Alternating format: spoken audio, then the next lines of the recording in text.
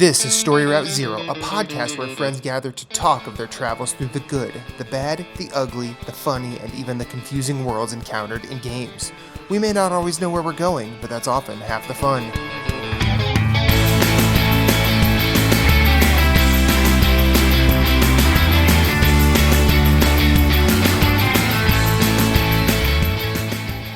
Do you have a question, comment, concern, or a story of your own? Hit us up on Twitter at storyroute_0. You can email us at storyroute0@gmail.com, and you can find everything we do at storyroute0.com. Let's have a journey. I returned a bag of groceries accidentally taken off the shelf before its expiration date. Welcome to Story Route Zero, our actual episode 1. My name's Matthew. The person applauding is Brian, but call him Moose because we nasty. Straight from the streets of Narsh, we've got Jason Marshall. How are you, sir? Excellent. How are you? Marshall. You know what? I refrained and didn't make the joke, and Moose did it anyway. Goddamn right I did. Commit to the bit, Matt. Jesus. That's right. Speaking of Matts, we have another Matt with us, and he's on video this time. Yes, Matt sir. Phillips, live and direct from Canada. How are you, sir? Very well, thank you. How are you? You look like a floating head on a black screen. I am. That's great. As intended.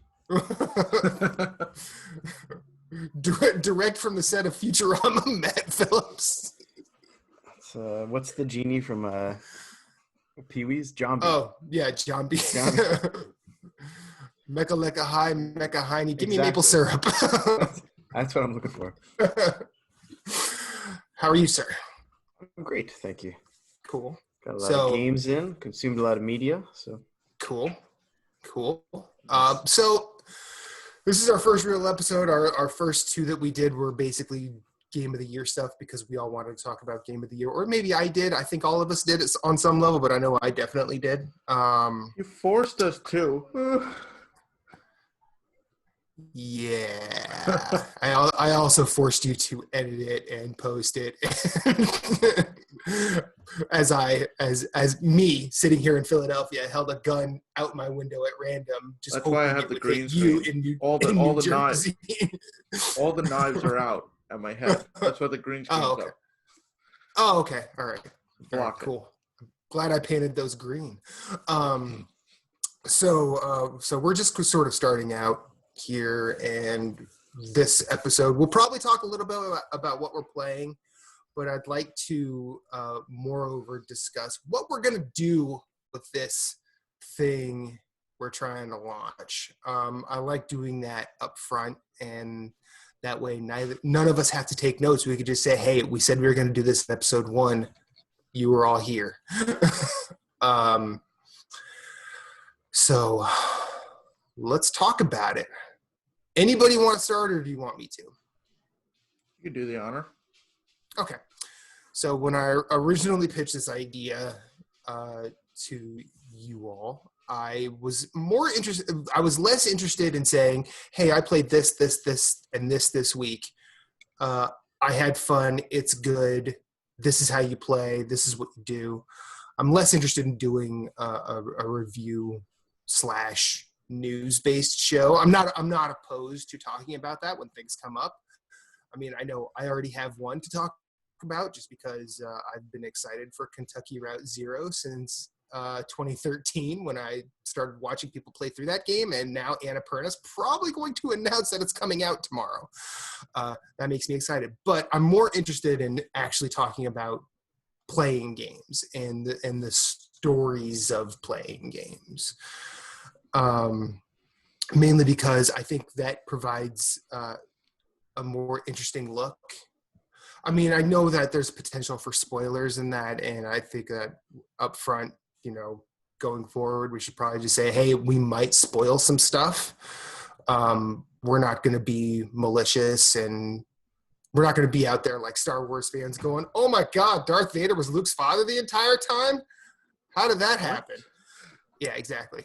But I think that, like, for example, I know Moose and I have talked privately that, like, we're going to attempt to dial back the buying of new games in 2020, and I would rather talk.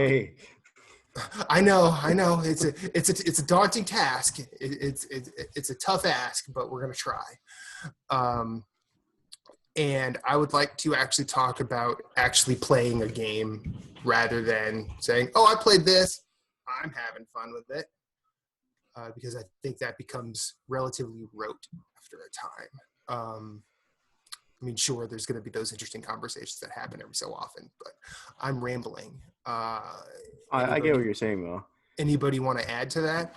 Like, for me, I think that for a lot of shows, there's this feeling that you have to play a game immediately when it comes out, and then everyone talks about it, and then that game is done and no one talks about it again. That's not how I personally consume video games. I mean, I get this stuff years later. So, I mean, I think with this group of hosts, like, we're not going to really be doing stuff the traditional way. Maybe that's the right way, maybe it's not, I don't know. But, like, I know that a lot of us, like, play stuff for extended periods of time or get to stuff years later. So I agree with you that I'm not really interested in hearing about someone playing a game for 10 minutes, or not someone, one of you guys, because, like, I'd prefer hearing your insight on a game that you really enjoy, that you didn't just play because it's new and you felt you had to. Right.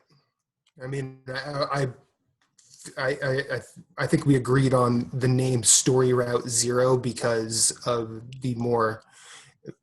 I would rather emphasize the story of us playing games, because I think every player's, like, for instance, let's say today all four of us decide to start a playthrough in a game, be it a short game, long game. We're all going to have a different experience, unless it's like the most narrow point and click adventure, because essentially you're just doing the same thing. But, like, I think if we were to all start like a series that a game that all of us on some level have played and liked, if we were to all start Bloodborne for the first time, all of us would play the game differently. Yeah. And I would much rather like that conversation than Bloodborne's good. No, despite Bloodborne being amazing, but I'm much more interested in that. So, like, the game that I've been playing the most the last 2 weeks is Hitman 2, the newest Hitman 2, 2018 Hitman 2. And that is a game that fits that criteria, I feel, because, you know, one player can approach any situation multiple different ways, but everyone kind of has a different tendency, I guess, for how they would want to approach stuff. Some people who don't have a lot of patience would just want to streamline it and get both targets done and escape the map. And then other people like to set stuff up, and you could play the same map and have a completely different experience with that game. Like, you're almost playing a different game. Like, if you're the one who sets up the long cons, right? Like, you change a bunch of disguises and you set up one of the mission stories. Yep. That's what I like to do personally. But, you know, there's other people who just want to get the assassination. They don't care how. They don't care about getting a silent assassin rating. And if they're having fun, that's cool too. Like, it's just, you know, we're playing the same game, having a completely different experience.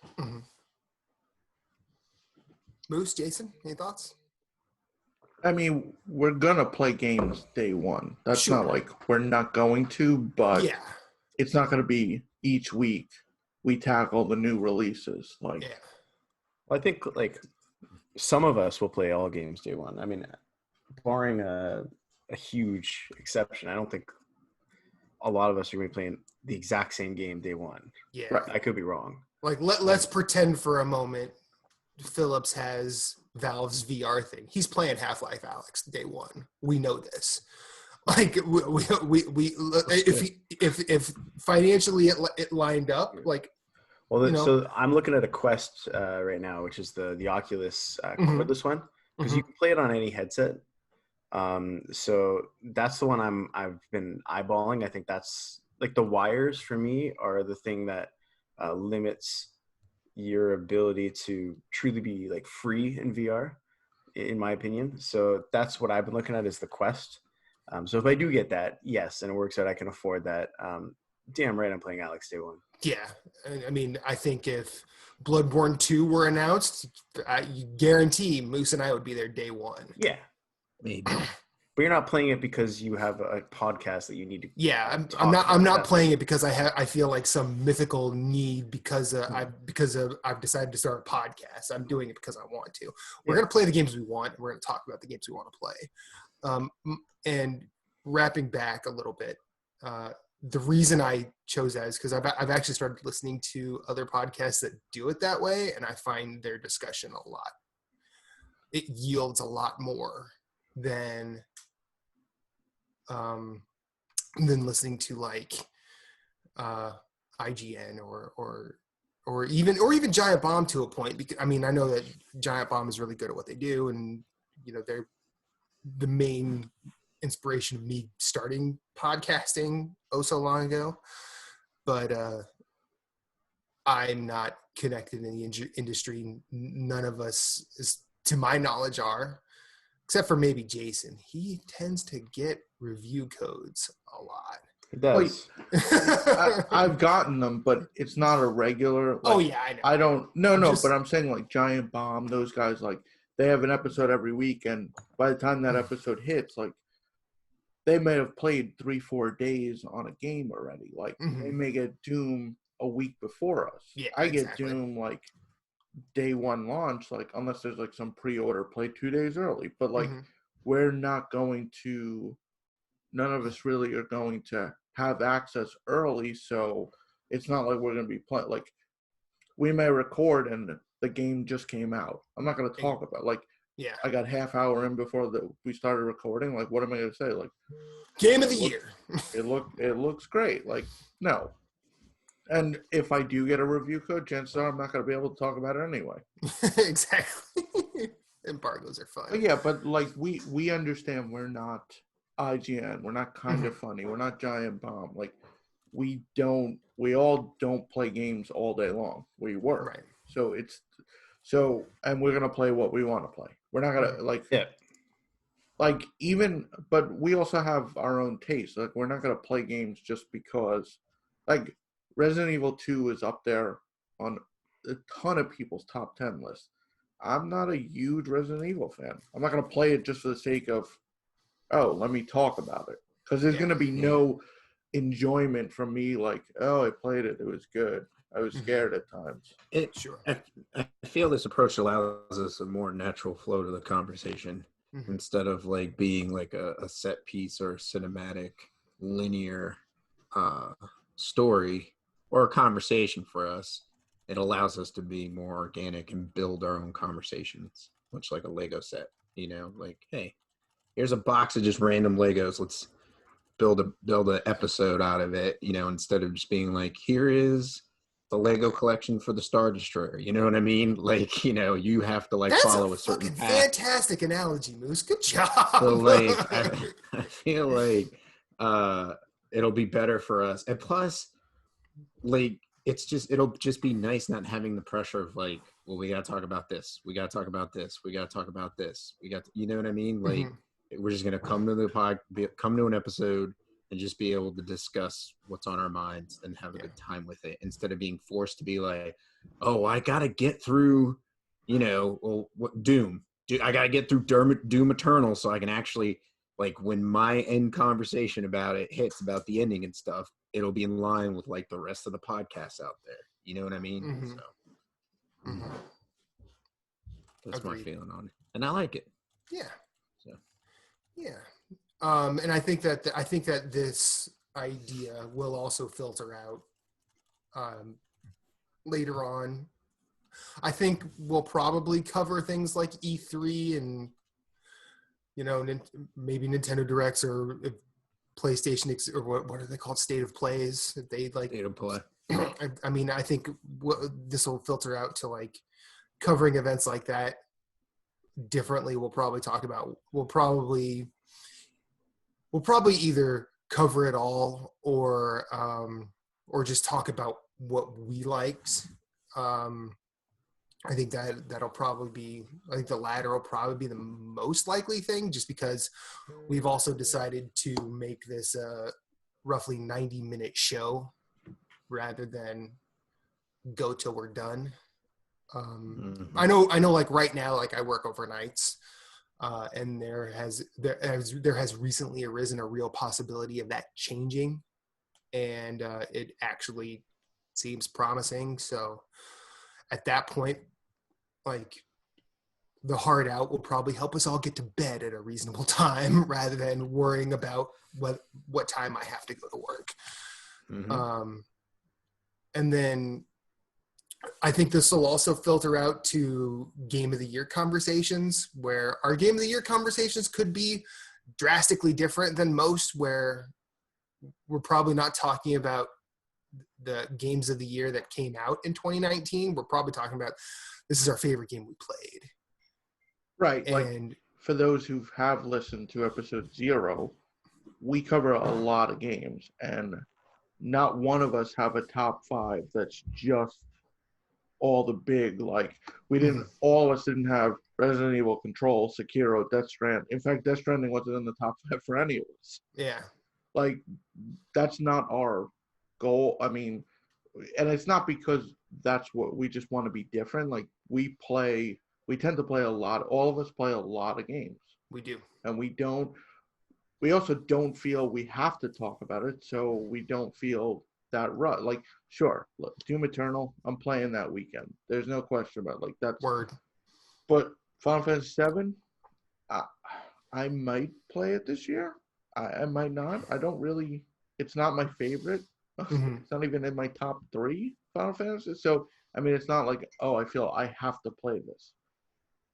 Yeah. I mean, like, speaking on that, like, I'm probably going to start my first ever MMO in the next couple of weeks, and Final Fantasy 14 is going to be that. And I'm more interested in looking at, like, even I've heard from many outlets that the first, like, section of that game is the roughest to get through. Probably because I think they've probably made a lot of the MMO-ness of it better in later expansions. People have had their reasons, whatever. I've never actually played it. And I think this is doubly interesting because I'm not the biggest Final Fantasy fan. Moose, you're looking at you're looking. I'm just trying to process their statement about MMOs and how it plays. Well, yeah, and this is like stuff I heard weeks ago, and I'm probably saying it badly. Which is fine. That's why. Which is fair. It's like, that's Matt talking out his ass again. But I'm interested in, like, sort of chronicling that for the show and saying, hey, so this happened, or yo, this is kind of fucked up, or okay, I need to figure out. I need to figure out what this means so I can move forward. And I look forward to doing that. You'll hear stories. Story Route 0, you'll hear stories. You'll hear, we like to play together. Not necessarily the same game, but we will party up and play games and chat about it. And you'll hear us talk about, like, there are funny stories that come of that, and we're not even playing the same game. Yeah. We'll just be playing, and a buddy of ours will be playing Dark Souls, and we know he's frustrated because he'll be, like, cursing, and then all of a sudden, left the party.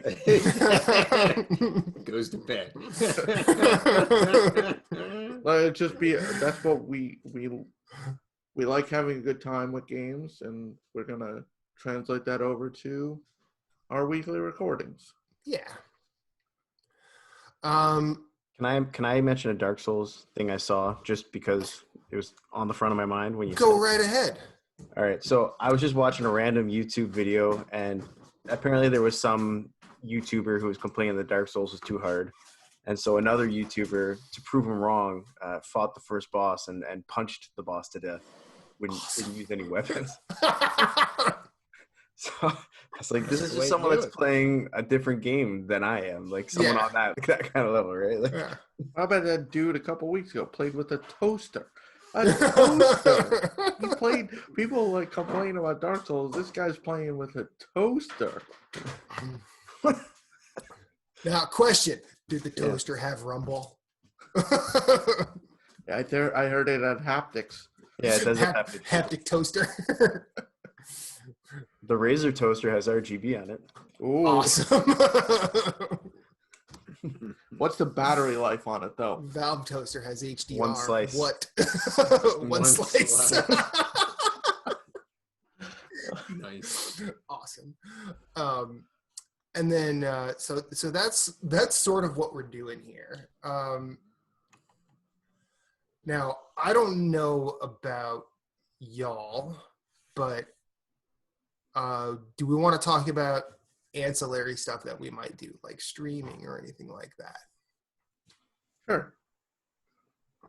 Okay. And I mean, so everyone knows, you're not going to see Story Rail Zero presents like a weekly thing by Moose or by Matt or by Matt. Yeah. Like, if we do any of that, and the intro will be posted in the YouTube channel.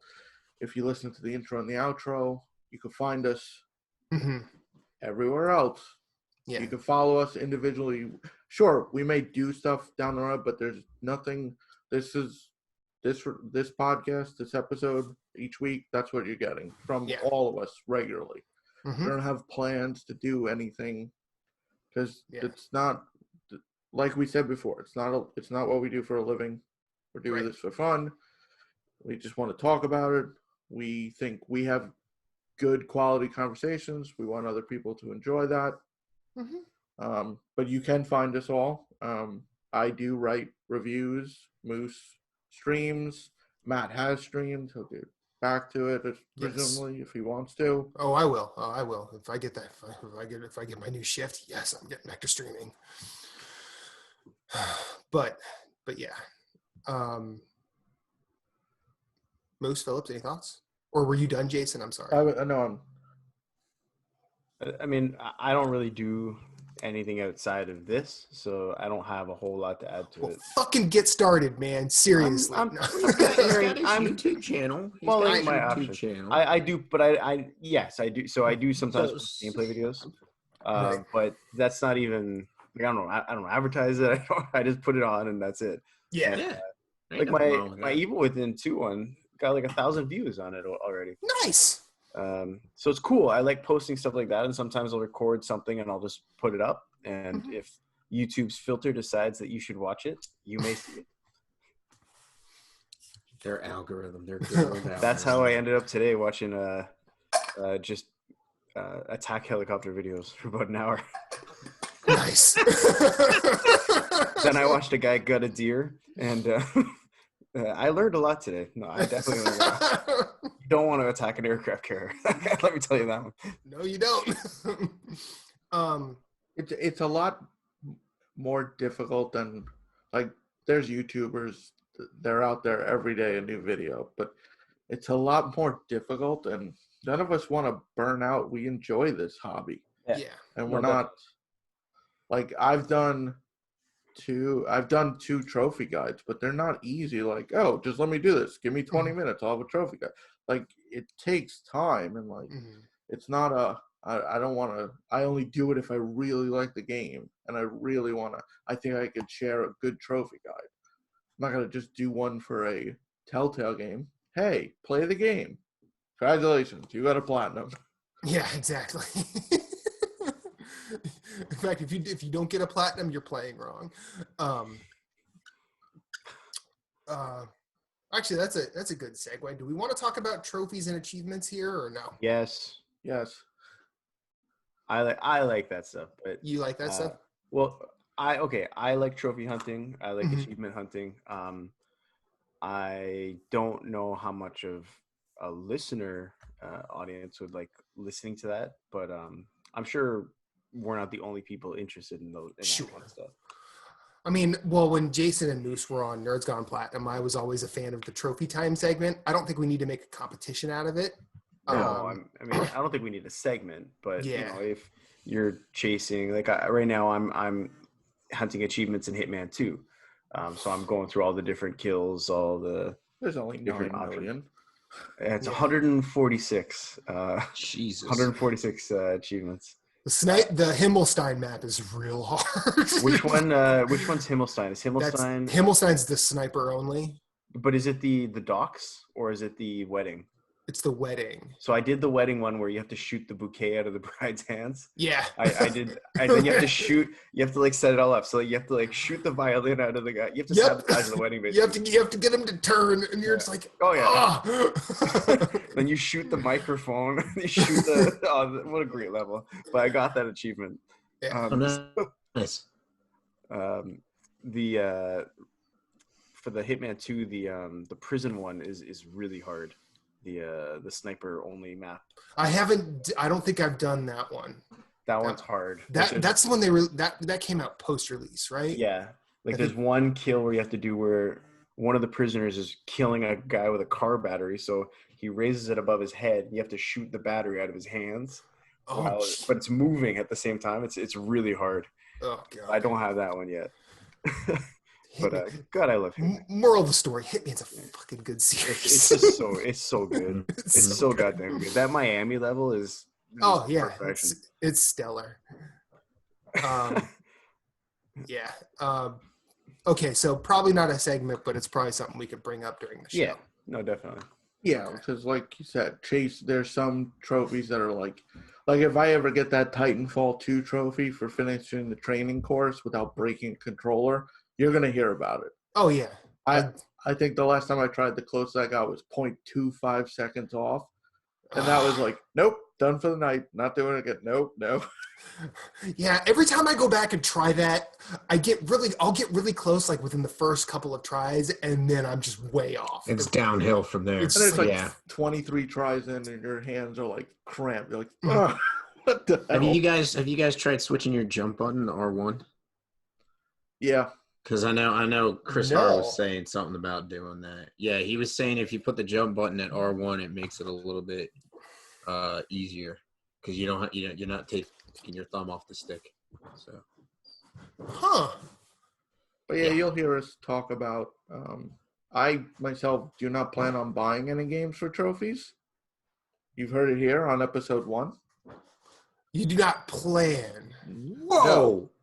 You do not. He plays for trophies. No. If I own them, buy games. Yeah, I'm not gonna buy any Ratalaika games.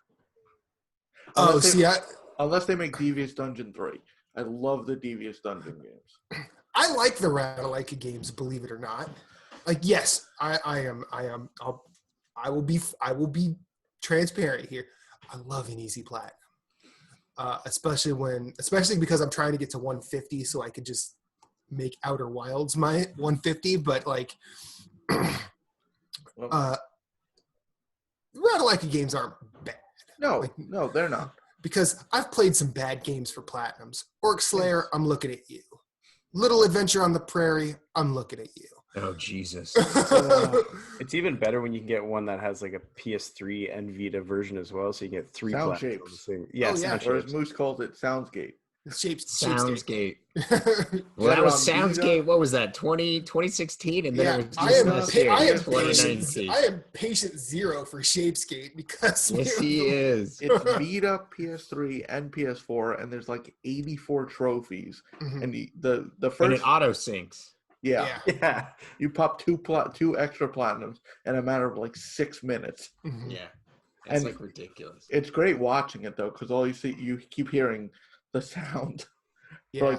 You're like, oh, what happened? I found that out by accident that Sly Cooper 4 was a sync platinum, and I was gonna play it on Vita, and just all of a sudden all the trophies. I'm like, you know what? I'm still gonna play this game. Yeah. So made me feel though, like I remember I got the platinum for Rockets, and I felt pretty bad about myself after. I do remember you getting that because you had 4 controllers. Yeah, I had 4 controllers. You have to like fake 4 people playing. I felt so bad about myself right afterwards. I did it with 3-on-3 hockey for PS3. Oh, jeez. And I had to get I used the PlayStation 3 Move controller to simulate the other controller. Wow. The lengths we go. I mean, if it's I am not afraid to play a bad game for a quick platinum, but I'm also like gonna play good ones for right. And that said, you're not gonna hear us go, "Oh, I got 75 trophies this week." Right. You'll hear stories about specific trophies, but not. Hopefully, PS5. Speaking of which, you want a story real quick? I got a couple of trophies in Binding of Isaac by fucking surprise last night, and I still don't know. I still don't know how it happened, but I decided, I'm like, you know what? I haven't unlocked Judas's Shadow on PS4, so I'm like, all right. I'm not really playing. I don't really have any big games I'm playing right now. Fire up Binding of Isaac. Play as Judas. Try and get me Judas's Shadow. So early in the run, and I think I was actually in chat with one of you guys. It might have been me. Oh, okay. And I get Brimstone like level 2 in the Devil Deal. And Brimstone it's probably the best power up in the game. It is basically you get laser tears that go the entire screen. They go through obstacles. I mean, it definitely makes the later bullet helly segments of that game, or the bullet helly rooms, not necessarily the bosses, but it makes a lot of that game super easy. So I was like, wow, Brimstone this early. I can only fuck this up from here. But then I actually got, in that run, I got Loki's horns, which it's every so I don't remember what the rate is, but it's a cross tier effect. So instead of just going straight from your mouth, you get like a cross effect. So it'll just go in 4 directions, and that's at random. And eventually I got Tammy's head, and Tammy's head is my favorite active item in the game, because it's a 1-room recharge, and it shoots tears out in all 8 directions. And if you have that with Brimstone, you basically send out 8 lasers and everything in the room dies. So I'm getting through levels without getting hit, and I didn't realize this, but I got through the second. I guess it's called Chapter 2 in Binding of Isaac, where it's like levels 3 and 4 without taking a damage. So I got a trophy there, and that's Spelunker Boy. And nice. Then I almost made it through Chapter 3 without getting hit, but I got hit fighting Mom. And so I got through that. I got to boss rush. I beat boss rush as Judas with this, and I got Judas's Shadow. And then I kept going, and I beat Satan as Judas eventually. And that's you unlock another weapon called the guillotine. I actually don't remember what that does, but it's something I'd never done before.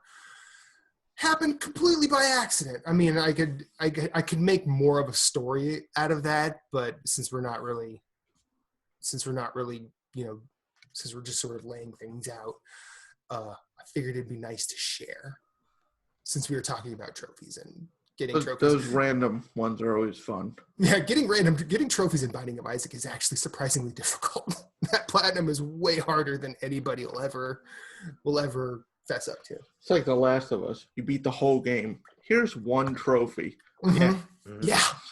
What? Wait. I think I had 2 in total on the PS3 version. Yeah, I remember going after that platinum. I think I played through that game 4 times to get that platinum.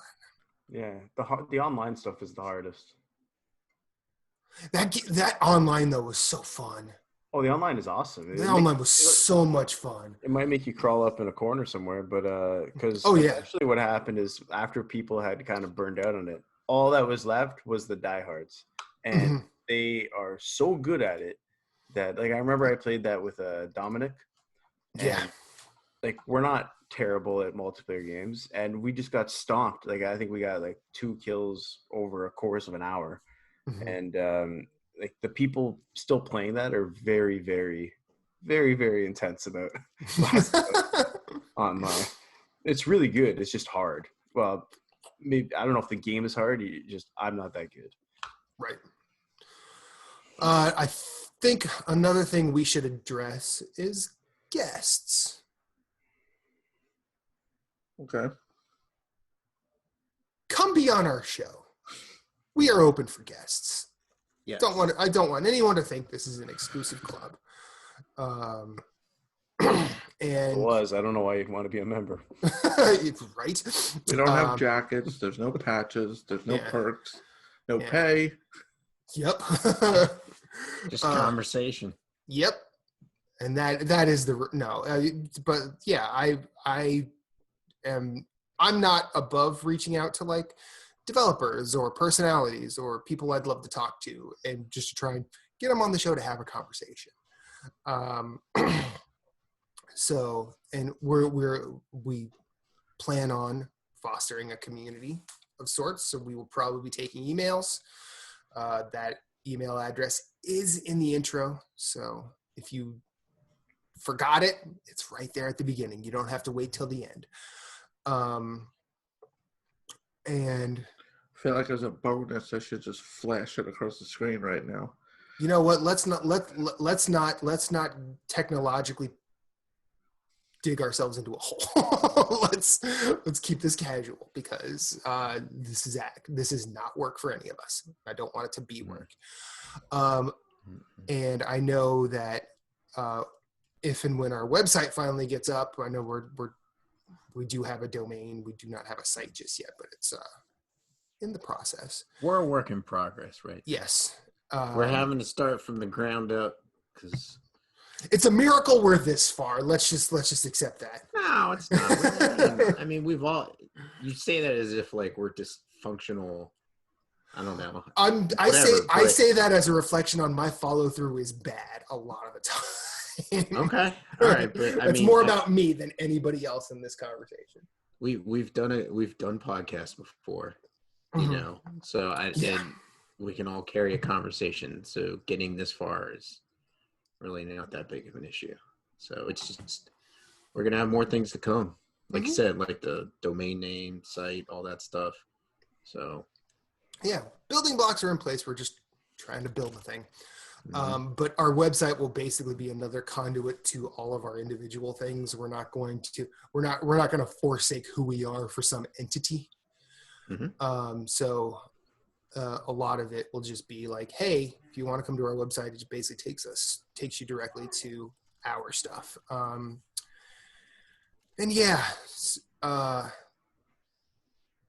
then I think the one last thing, like getting back to some ancillary stuff, I know spoiler casts or like additional extra shows tend to be a thing. And I think those will probably be a case-by-case thing. There probably won't be an ironclad like, hey, we're going to do a spoiler cast on this. I feel that kind of falls under the guest thing because like our guest thing might also be, Jason's out for 2 weeks because he's on vacation or something, and so we'll have somebody else step in. So there will hopefully always be 4 hosts, a 5th guest if possible. But then also like our spoiler cast will probably kind of fall under that same thing where it's like, okay, Matt and Matt have no interest in this game, but Jason and I are stoked. So we're going to find some other people to have a conversation about the game, whatever it is, and Borderlands 3 spoiler cast inbound. Yeah. But well, you played Borderlands 3, so the only one who wouldn't be on it would be Captain Canada. But anyways, just that's just kind of the way it's going to be. Like we're going to be very fluid with the show and the hosting and the guests. It's going to be, it's not going to be like, oh, well, I can't make it this week. Okay, well, we'll have to record another day or something. It's like, okay, well, we'll find somebody to step in for you real quick and hope whatever's happening is going good, or if you're taking the day off or whatever, enjoy, or something. So that also comes into why we're not doing a live show. I like because there are going to be times where something's going on show day, and we want to pay attention to it. Like for example, if the E3 conferences are happening at Showtime, we might record a different day that week. So I don't really think that needs to change the day the show goes up, unless it's a situation where we're recording on the day the show goes up. So we will try to keep it to the same day. Once we get that going, it should be the same, unless, like you said, we record the day of. Yeah, obviously that may push it out a day or something. Yeah, we might not be consistent now, but we will be consistent soon. And when we are consistent, we are going to stay that way. At least that's the goal. Yeah. I think that's a achievable goal. I think we should be able to do it. Yeah. Okay. So I think we've kind of laid it out enough at this point. We're about halfway through the show. What do you say we talk about what we're playing? I know Captain Canada he introed with a lot of Hitman 2. And as we all know, Hitman 2 is a game that I love with a big chunk of my heart. How far in Hitman 2 are you, sir? I've finished it before. I'm replaying. Okay. But right now in my replay, I'm up to where you're infiltrating the Ark. The Ark. Noah. And the Isle of Sigale. Oh, Isle of Scale, yeah. Yeah. So I just burned. One of them. I remember. I remember. You burned the money. Because you know how you have to. So yeah, you set the money on fire. Yeah. No, you set her on fire. Oh, I'm sorry. You cut out. Oh, I'm sorry. So yeah. So for anyone listening, is this a spoiler to talk about what we have to do on this map? I don't think so. Hitman 2's been out a while. It's been out a while. It's been out a while. So, if you haven't played it and you don't want to you have to get a guy alive, and he has a kill chip in his neck, and there's two sisters on the island. Two sisters who have the switch, and so you have to kill them first. And one of them is that to celebrate that they're on an island and they've got this kind of gathering of people who are the elite of the elite. Just a very tropey. It's an Illuminati open house. Yeah. So and on sale is means to preserve yourself after the fall of civilization. Yeah, you can buy a bunker that starts at 99 million. So it's under the permafrost. But what none of them realize is that you are the incoming apocalypse. Such a good level. Oh my God. Such a good level. So there's multiple ways that you can kill these people, both through ways that you devise yourself and ways that the developer has created for you. So one of them is to impress everyone, she's going to go in this phoenix effigy, and there's a trap door in the back of the thing, and they set it on fire, and she walks out the back door. Well, you sabotage the trap door so she can't get out, but then you can also set the thing on fire yourself and just stand right in front of her and set it up, and she goes up, and well, now you only have one more person to kill before you can extract your target. And it's just so awesome. So the depth, like in those levels, just in one level, like the amount of replayability is incredible. And it's not even my favorite Hitman game, if I were to rank the series.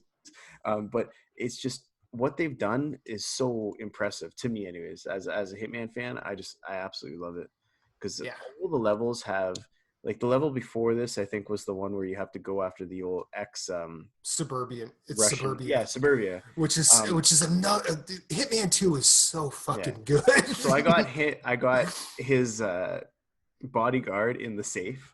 like where you dress up as a real estate agent to show this guy this house, and then you murder him in the house. Yep. And then the old man I blew up in one of the gopher holes.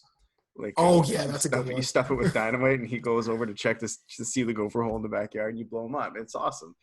And, there's so many fun achievements on that map. Like one of them is get like 5 people to knock themselves out with a rake. Yep. When they walk on it. And another one is to incapacitate 5 people with a muffin. Yep. There's a muffin salesman. And there's just so many fun ways. You don't have to do any of these things if you don't want to. But if you replayed it 20 times and you want to see what else does this map have,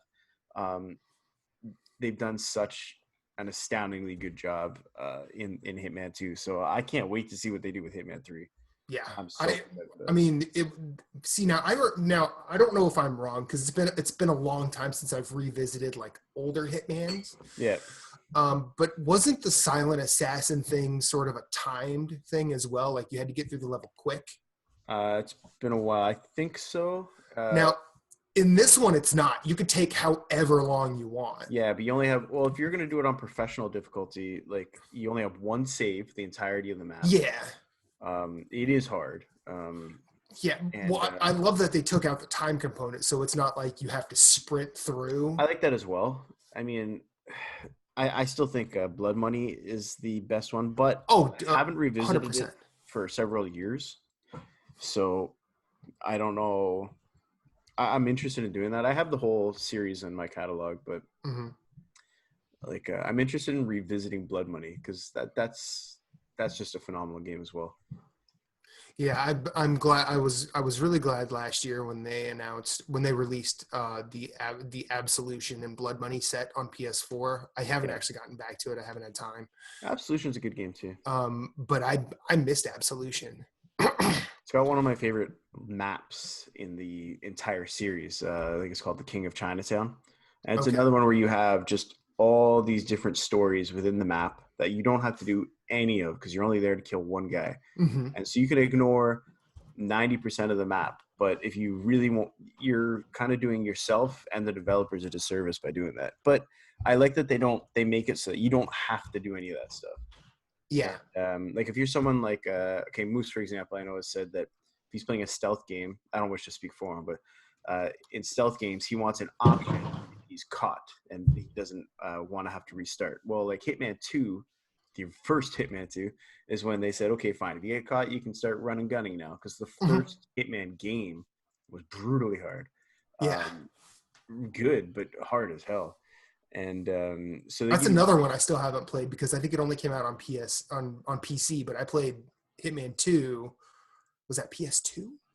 Must have been PS2, yeah. I think it was PS2. But yeah. That was the era, yeah. That's a great game as well. I like the whole series. But man, I'm having so much fun with Hitman 2. And I've played it already and there's still new stuff on the maps. Like I want to get all the kills. I'd love to 100% that game. And so I don't know. It's I think I am currently sitting at, I think I have 100% of the trophies for like all the Hitman 2 levels, except for Himmelstein. But I think overall I'm at like a 90%, like of all of like the in-game achievements thing. Yeah, Himmelstein is hard because all the sniper ones, because they have all these challenges and you have to complete all the challenges. Like one of them, have you done the cliff jumper one in Himmelstein? Yes. Yeah. Yes. He's not jumping, so you have to figure out why, and it's because you have to shoot his beer bottles. So he's out of beer to drink, and they have to shoot him in the air when he jumps. Yep. It's just if that kind of stuff makes you laugh, you'd love Hitman. Like that's just oh man, I love it. I could talk about it all night. I'd love to get your thoughts on Untitled Goose Game. I haven't played it yet. When you get around to it, because there's a lot of Hitman in Goose Game, and I'm sure I'd love it. Oh yeah, it's like there's not been a game that has made me laugh as much as Goose Game. Yeah, I'm sure I'd love it. And with Goose Game, you could stealth or just brute force in a sense. Or you just go loud and there's no consequence either. But it's just funny. Like there's an interesting dynamic between Hitman and Goose Game is like in Hitman, the story almost becomes the player versus the objective. And a lot of times it's the player misdirecting the objective into dumb shit for the player's amusement, which is great. Goose Game is very much like that, but you're setting up like whatever person for like the worst possible day they could have that day, and it's one of the things that appeals to me is that there's no fail state really in that game, right? Mm-hmm. Like you can't really like die. You just have to reset what you were working on. Yeah. Right. So like I like that. It removes some of the stress, I think, and just, lets you enjoy yourself a bit more. Mm-hmm. The first stage, you're fucking with the gardener. Yep. If he gets everything back, you just start again. It's like, okay, you took it back, gardener, but I'm coming again. Are you playing anything else at the moment? Just WoW. Just WoW. Just WoW. A lot of WoW. A lot of Hitman 2. WoW Classic or actual WoW Classic. Okay. WoW Classic, and I started my second playthrough on Resident Evil 2, but I'm probably going to give it a bit of time and come back to it maybe in a couple months or a couple weeks or something. Just because I just finished it, and I like to space it out, I guess, a bit, so I don't get burnt out on it. Yeah. But no, let me just check here, so I'm not lying to you. Speaking of Resident Evil 2, I saw a really good GIF of someone as Leon Kennedy. Is that his name, Leon Kennedy? Yeah. He's going down a ladder, and Mr. X is standing right by him at the bottom of the ladder, so he goes back up. Mm-hmm. He's like, nope. F this. Nope. F this. I'm going to die on this ledge. At this point, I'm not letting Mr. X get me.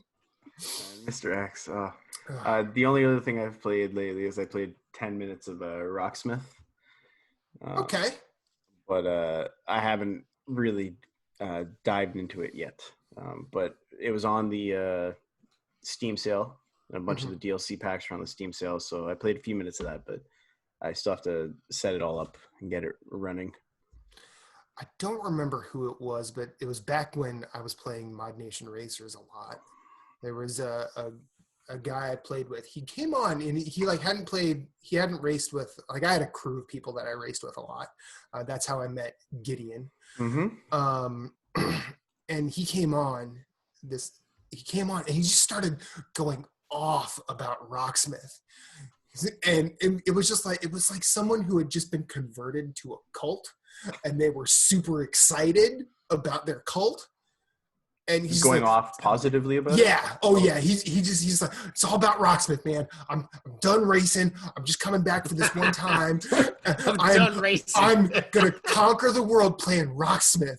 And I'm like, and I remember all of us were just like, yo, be happy, man. We want you to do whatever's gonna help you live your best life. But it was just like this, and I never talked to the guy again after that. Because he's done racing. Yeah, he's. I mean, hopefully, like he is Rocksmith to the point where he had, because I guess that's the one with the real guitar, right? Yes. Yeah. So we can learn. Yeah. So chances are he has learned to play guitar to a level where he could have a band. So in my mind, this man, and I wish I remembered his PSN ID, but he has a band. I'm pretty sure he's Canadian, in Canada somewhere, and they are playing gigs, across the northern tundra of Canada, developing a following. I really hope that is what's happening. Watch, his band name is called the Mod Nation Racers.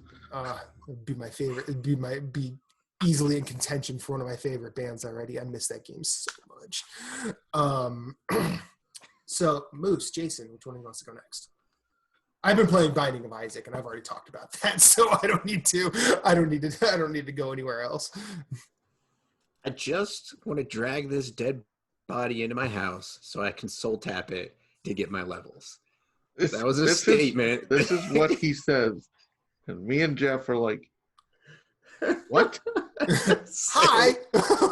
So I'm playing Skyrim. I started playing Skyrim again because I downloaded a bunch of games, and I think for streaming purposes this coming year, I am gonna do some new games, but I also want to play through some of the stuff that I missed, and I also want to clean up some trophies. So I have the DLC trophies to finish in Skyrim.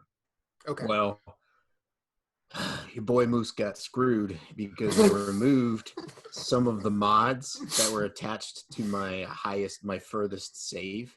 And so I had to go back. And when I went back, I was not a happy camper. So anyways, so I just started playing again. I'm just hanging out. I'm just like, man, I could finally make what I think is the best armor in the game, the Daedric armor. Like, there is dragon bone armor, but it looks like trash, and it's not as strong as the Daedric armor, in my opinion. But anyways, so I was gonna make it, and I'm like, I gotta do this. It's just this basically like this like list of stuff you have to do to even be able to walk over to the smithing thing to like make stuff. Like, there's so much stuff. I was like, you know what? I need some extra level points. So there's a trick in the game where you can use conjuring, the school conjuring, and you can basically soul tap a dead whatever. You can do an animal, human, whatever it is, and you can just soul tap it forever, and you'll keep gaining experience in conjuration, and you'll level up as you level. So obviously, like you know, and then when you get to level 100, they added, I think one of the later patches of Skyrim, they added Legendary, which allows you to reset the skill back to level 15, and you just start all over again. And so basically, if you have the right gear and you spec yourself properly, you can just like have limitless leveling. And I was like, you know, I've beaten this game like 7 times on 360. I've beaten it legit and platinumed it. I'm like, we're getting some levels. I was like, I'm doing this exploit.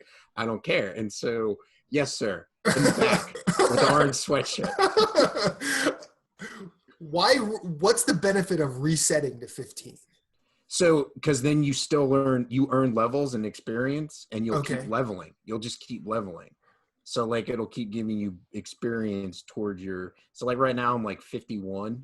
Mm-hmm. And so you can keep doing it and just keep going up to like level whatever you want to be. Like the last. So are you just resetting? Are you just resetting that stat, or yeah? So you just reset conjuration from 100 back down to 15, and then just start redoing it again, and you'll start earning experience, and it'll start leveling you again, and you just keep doing the cycle over and over. I mean, obviously, it takes more work as you get into the later levels because it takes more experience for you to work.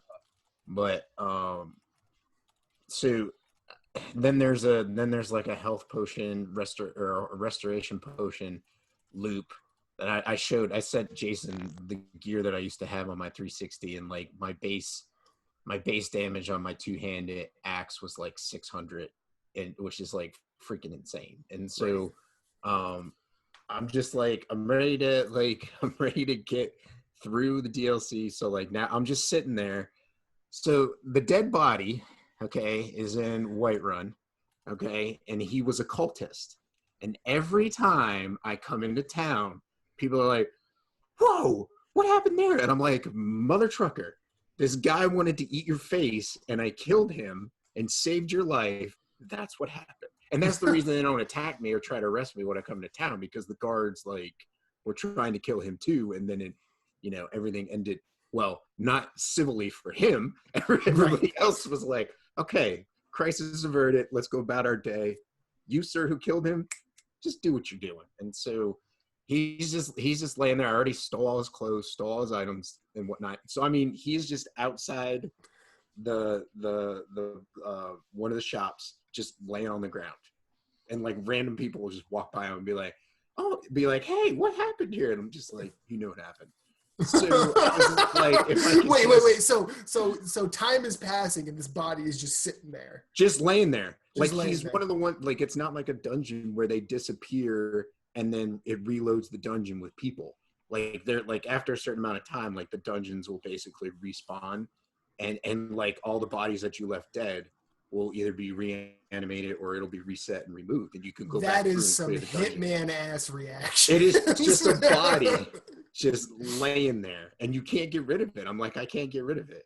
And then I got the two farmer assholes standing in front of the entrance. When you fast travel to the town, they're just standing there on the bridge talking about their goddamn crops. And I'm like, I don't care about your crops. Go take care of your crops instead of trying to stand here and drive me crazy about talking about your crops. So I was like, man, less talking, more working. I was like, maybe if I could just take him into the house, because the problem with the fact that like the PS4 version of Skyrim has the DLC, you get stuck with the vampires for the what was it, the Dawnguard DLC? Mm-hmm. Yeah, so that's the title of it. So basically at any given time vampires can like attack. So like you could fast travel to Whiterun and the town could be under attack by a vampire. In fact, one time I was walking to my house, which is Bree's home.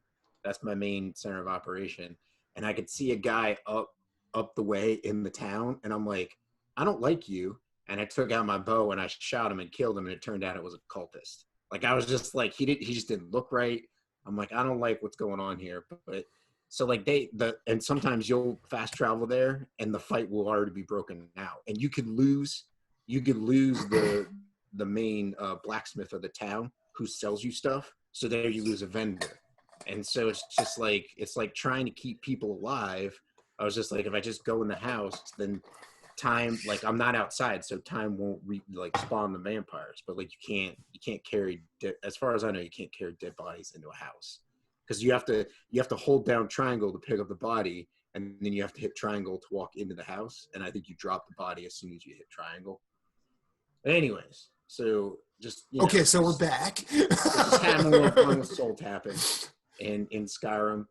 Actually, I have a goal other than finishing all the trophies. There is I don't know if y'all heard about them, but there's the Black Knight.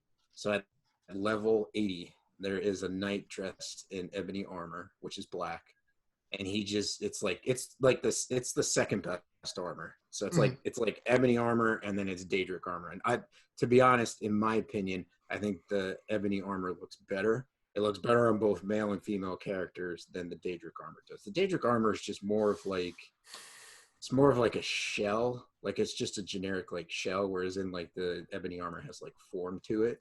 But anyways, so he just shows up and like challenges you to a fight, because he's pretty much done like everything he could possibly do in the world, and he's like, I'm gonna take on the Dragonborn. And so he comes knocking. And so like my whole goal is gonna be like leveling up. I have to get to level 80 to interact with him to cause him to pop up somewhere. But so hopefully while I'm finished the DLC, I could do that. But other than that, playing that, some Remnant with you. But go ahead, Jason. Back to the soul tap. We're in a party, and he's like exasperated and goes, I just want this dead body in my house so I could soul tap it. And that's what he says. And me and Jeff are like, I'm sorry, what? I'm going to need a little bit of context. I think Jeff was I knew he was playing Skyrim. I knew what he was doing, because it's not a known, like, trick. But it was just like, the way he just was, like, so frustrated. Like, why can't I bring this dead body in the house to soul tap it? It's like it's like during our Game of the Year conversation, that line that what's-his-face said. And then I could just, that I think it was the Beastmaster. Oh, I don't like puzzles. Yeah, unless it's putting someone's skeleton back together after everyone. Yeah. And I could just see you and Jeff going, "Wait, what?" Well, see, no, that was me and Jason like we were playing, and then it was just like Jason repeated it because it was funny, and I was just like, "Wait a second." I was like, that's pretty freaking disturbing. Well, no, I'm just saying, but like, I could just see the level of shock coming from Jason and Jeff after you jumping into a party and go, I just want to drag a dead body into my house so I can soul tap it. Yeah, no. It's and I like that. I like that. Sure, it's not. He was already dead. I like that. Well, I killed a cultist, but like, The real cultist is you because you're soul tapping dead bodies. When I originally thought of the idea for this show, I was going to like center it around like D&D classes. I think no matter what now, if D&D ever becomes a thing here, you are a necromancer, Moose. That's it. Oh, he's chaotic evil for sure. Definitely, but he's definitely a necromancer. You can't be no paladin is no longer an option for you. It's like his description there. I didn't like the look of him, so I shot him. He turned out to be a cultist. Well, that other one, that other gentleman. But, I feel like it was luck that he was a cultist. I think you just saw someone standing on a hill, and you're just like, he needs to die. No, usually when I do that, I save before I go into It's that the Skyrim meme when you quick save and the rest of all the NPCs like, oh shit. Yeah. It's like, especially the goddamn little kids. So there was another point. I was in, so I picked up so I got a external hard drive. So I've been downloading like a truckload of games, and I was like, I'm downloading Skyrim because I'll finish the trophies. So I loaded up my save file. And I was in a Dwemer museum, and I'm like, what do I have to do? And so I was able to figure out what I had to do, and I was leaving, and I was running around like the top area of the town because the town has multiple layers. It's all nice and neat and stuff. And I go to drop down, and I almost land on this person, and I hear her go, hey, mommy, we got a dog. And I'm like, wait, what the fuck? Oh, I was in the party for this one. I was like, why the fuck you calling me mommy? And then I was like, oh, wait, I have a kid now. I was like, that's right. I adopted my family. I adopted a girl. And then, no, because like to get the kid, you have to like give up stuff in your house. Well, I like my base of operation being in Breeze Home, Whiterun. So I moved the family to Markarth. So now my wife and the kid are in Markarth with the house guard. I forget what the heck their name is, but they're out there just chilling. And I just happened to be doing a mission there and ran into the kid. Well, it makes sense. That's how you can tell we are all dudes on a podcast because no woman would ever forget they have a kid. Well, it makes sense to keep your family in Markarth because Breeze Home has the dead body that you soul tap at night. Right. Don't want the kid waking up and looking out the window, and I'm just going.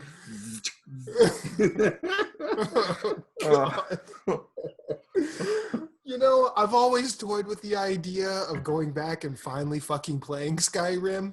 I think you need to, man. I think no. You know what? Here's exactly why I don't. Because I can bank on you, because it's one of your favorite games of all time, going back to it every so often and coming back with gold like this. I don't need to play this anymore. But it's kind of, I also love the game because it's like got its own kind of like sandbox, like Hitman type of reaction to things. Like you could be like, I've got to do this for a mission, and there's like multiple ways you could tackle it and have a good time doing it. It's just it's a lot of fun. It's interesting trying to get back into the game. Like that's what I'm doing now. And so like I'm like, man, I'm pushing Dark Souls buttons. I'm pushing Breath of the Wild buttons. I'm like, what the heck are you doing, man? Like one RPG at a time, man. Is L1, and I'm just like, I just gotta get used to this all. So excuse me. Anyways, it's a great game. It's fun. It's got a good story. It's very good. Yeah. So my second favorite Elder Scrolls.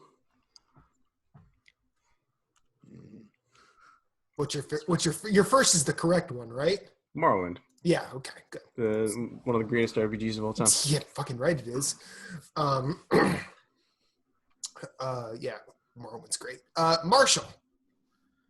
So, my in-laws got me a 4 terabyte hard drive for Christmas, so I did a thing. What'd you do? It wasn't a smart thing. What'd you do? I started downloading every game I own.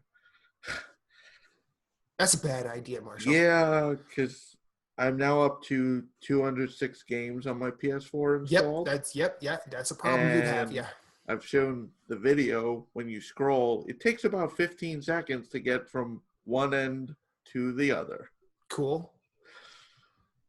In theory, I don't even know if in theory this worked. But it was cool to do. I mean, so it's like, ooh, what do I want to play tonight? Well, I'm too tired to play now.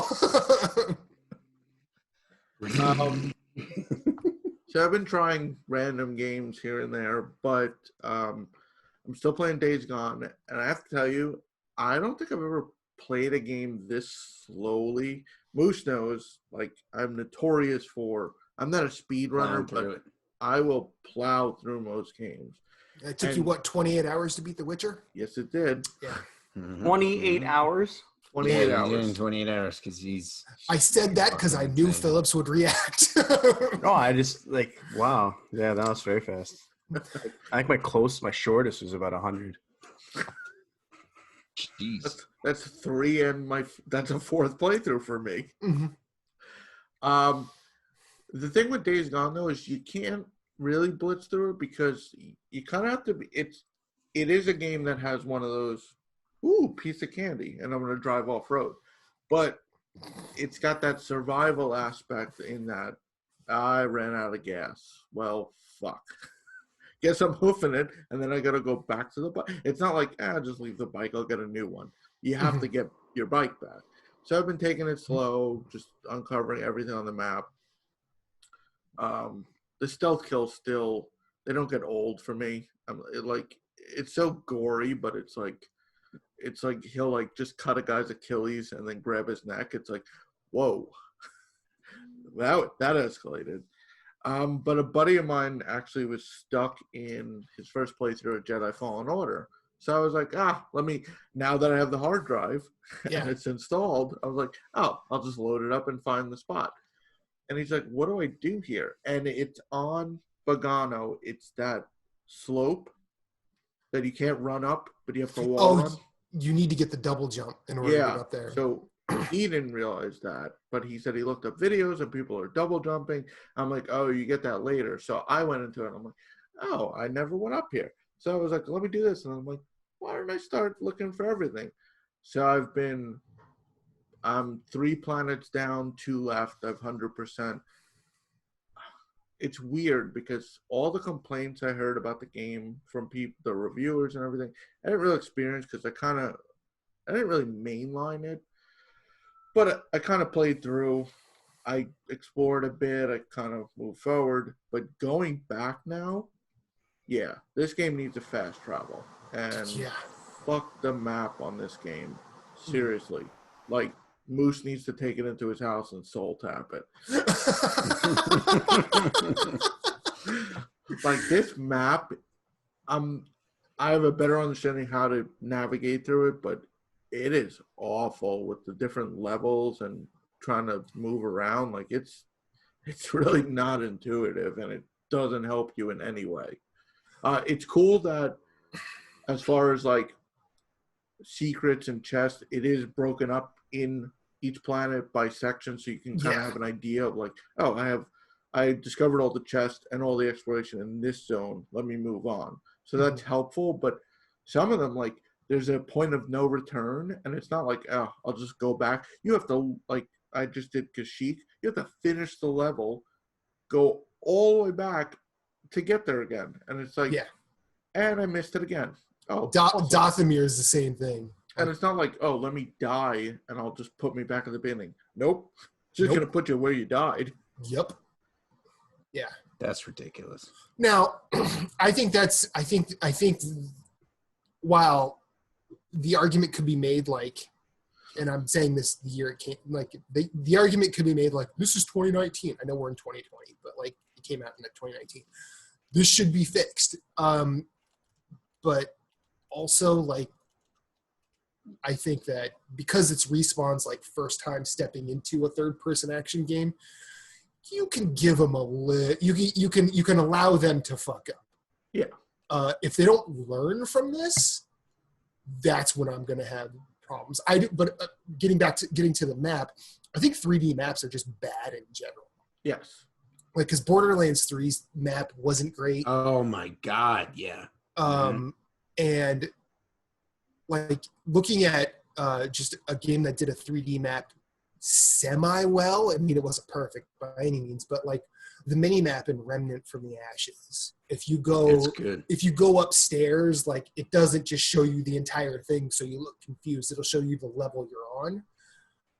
But going to the map in like the touch menu, it would just show you the full map, and it wasn't in 3D. It was just 2D, and it seemed to make more sense just doing that. I don't know how to solve that problem, and I'm not going to pretend I do. Right, and I'll give Jedi Fallen Order the benefit in that you could see at least it's not just 3D, but you could see that it's raised. Like Wolfenstein Youngblood, the map would just show full floor levels. At least with like on Kashyyyk, you could tell in Jedi this is higher. Like, you use the D-pad and it would go like up and down. It's not just like, oh, this is different levels. Like you could tell like this isn't the same. You have to either climb or do something to get there.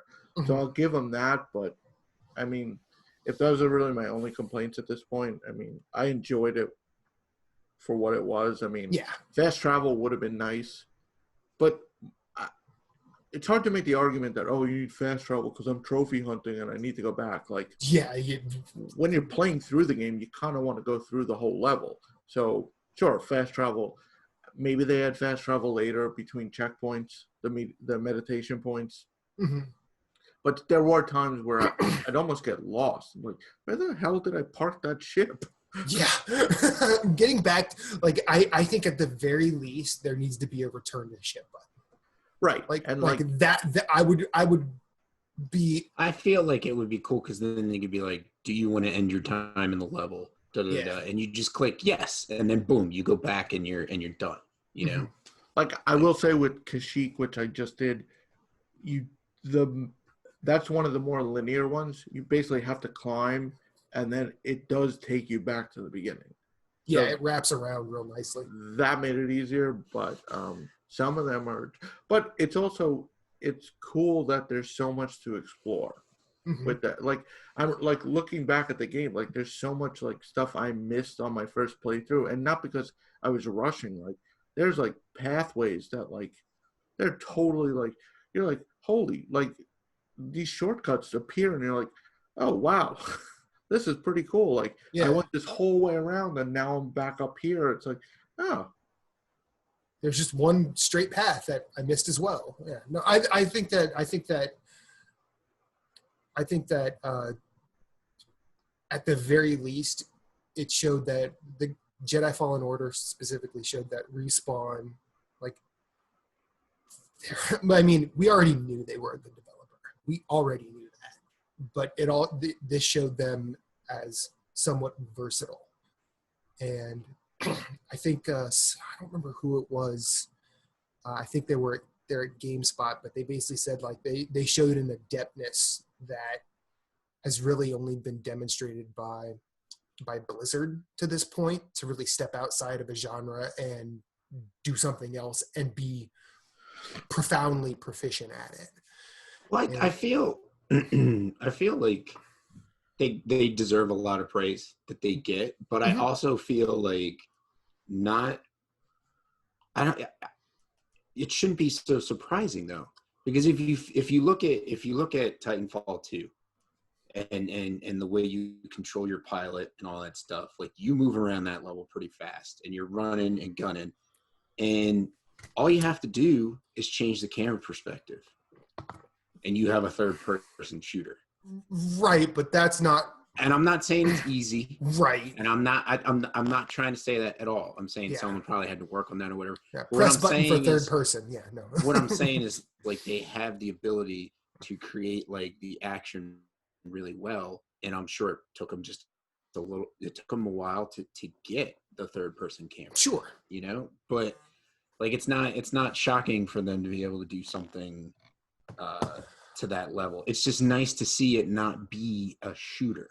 Yeah, that's the thing. I think like they did Apex, they did Titanfall 2, Apex Legends, which is basically just battle royale Titanfall, right? And now they have this under their belt, which is great for them. And now EA won't be shutting them down for a while.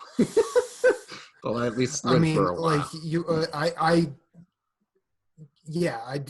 I think it's not just that they stepped out and did a third person game, but like they did a third person melee focused game that was clearly That's true. that was clearly inspired by a series that a first person shooter developer would probably be least likely to step into, because they took a lot of Souls experience, a lot of Souls inspiration, and I think that it's impressive that they implemented it as well as they did, because there are people that have tried to do the Souls thing that not necessarily have done different things before, but they've also done it like lacklusterly. And Respawn, Jedi Fallen Order was not one of my favorite games of that year, but it was not a bad game. I enjoyed my time with it. I enjoyed going through it. I enjoyed platinuming it. It was a great popcorn game experience. And I genuinely hope that if they do another one of those, they improve upon it. And if I hear Respawn's doing another Star Wars game, guess who's interested? This guy. Well, you know they will be. And I'm actually to circle back. We were saying about how each of us could play a game and do a different thing. Mm-hmm. Where did you guys find the double lightsaber? I think you can only find it on Dathomir. I thought someone told me you could find it somewhere else if you do it in a different order. I don't know. I found it on. I'm pretty sure it's Dathomir. Dathomir is the one where you find that guy who's waiting. Yeah, you find. Oh, the Wanderer. Okay, yeah. But then where did you guys get captured? Do you remember? No. Because that I heard is once you. I thought it was cool that because it was from a coworker. I don't remember getting captured. When you're captured and you have to escape the cell, you don't have your lightsaber. I don't remember getting captured. The bounty hunter, the first bounty hunter you fight, you can't beat him. Yeah, I don't remember that. Oh, right. I mean, now it might have been a different experience.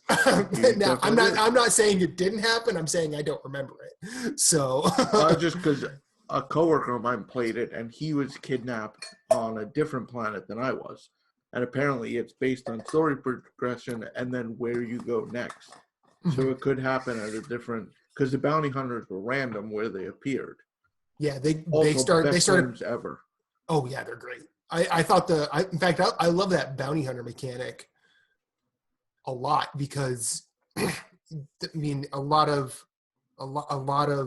Souls-like games, I don't want to say they suffer from like going through and doing the same thing or going through and doing the same thing over and over again. But it was nice that when you go back to a planet and you start exploring it, you find these new enemies that know you've been there, and they're like, hey, we're looking for you. I appreciated that. I thought that was a freaking cool touch. Yeah, as opposed to just respawning everyone at the same spot. You could enter a room and there's what was the one? Ugly Fran? Ugly Fran. I think we were talking about that in chat. Ugly Fran? What the hell kind of bounty hunter name is that? Did your mom call you that, Fran? Ugly Fran.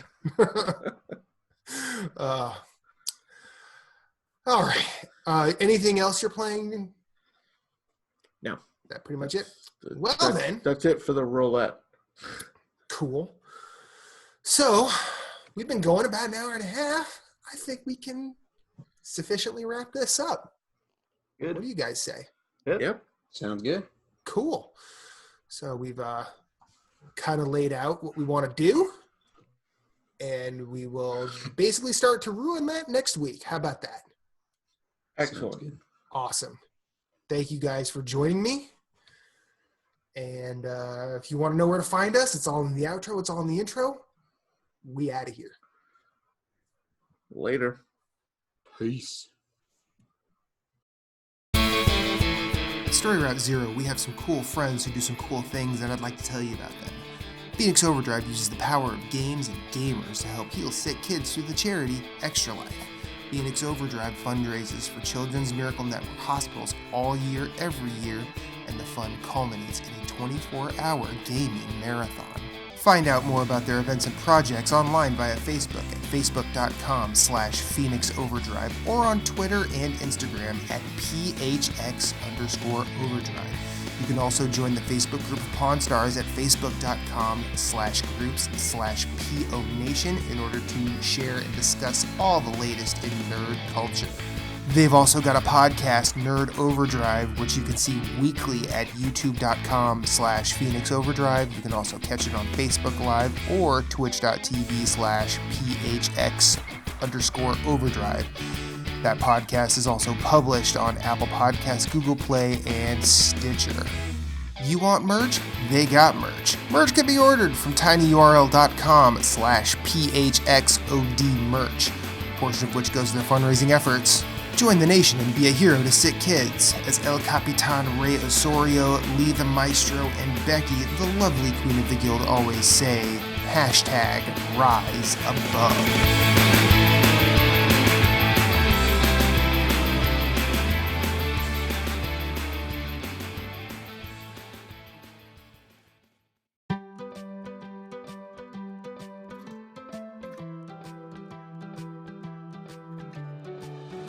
This has been an episode of Story Route Zero. Thank you for coming along on this journey. We sincerely hope you enjoyed yourself as much as we enjoyed having you.